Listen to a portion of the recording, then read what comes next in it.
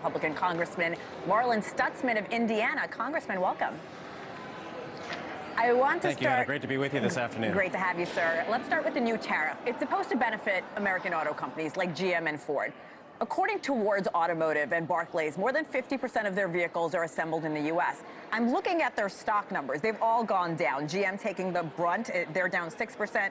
Ford's down 4%. So what's happening here? Well, I think it's just the uncertainty of how the other countries are going to respond and react to the Trump tariffs. But I would say that, folks in Indiana trust President Trump to help get this economy back on track and help fix a lot of the problems that we all know that have to be addressed. And this is just one of them. We knew it's going to be a little rocky, but I think that in the long run, there's going to be deregulation coming from the Trump administration out of the bureaucracies in Washington. There's going to be tax policy that's going to be beneficial. And of course, there's going to be energy policy that's going to be very positive for the United States. So there will be some offsets, but it's from day to day. There's some uncertainty, but my hope is that these other countries will realize that they need us as a partner, but we're also going to look out for the American people, and the America First agenda that President Trump has laid out is really important for us. Yeah, I want to ask you about those countries in just a moment. I do want to bring up that graphic again of just how many cars are built here in the U.S. There it is. 100% of Tesla vehicles are assembled in the United States. But Elon Musk tweeted this late last night. He said this: Tesla is not unscathed here. The tariff impact on Tesla is still significant. So, Congressman, what's the purpose if American brands aren't fully benefiting?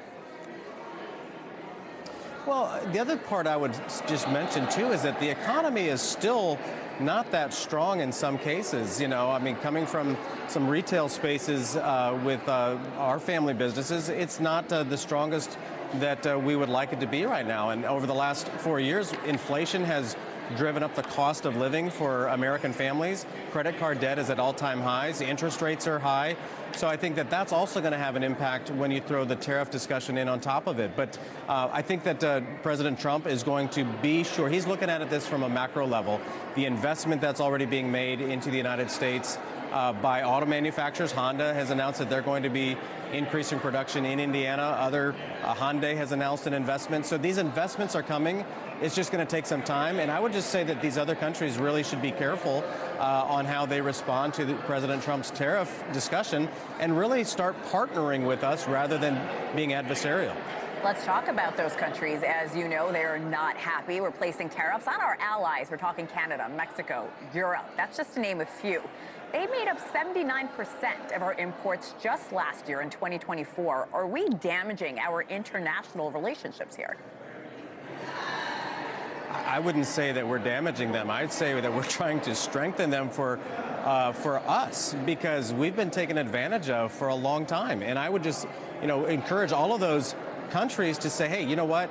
Let's realize that the American people are very generous. We are we're focused on work and productivity.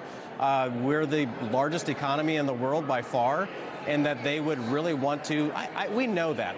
As we see these leaders come over and visit with President Trump, we see how their focus is to be sure that the American relationships are strong. When the Prime Minister from Great Britain was here, or from Ireland was here, we're seeing that. The French Prime Minister or President was here.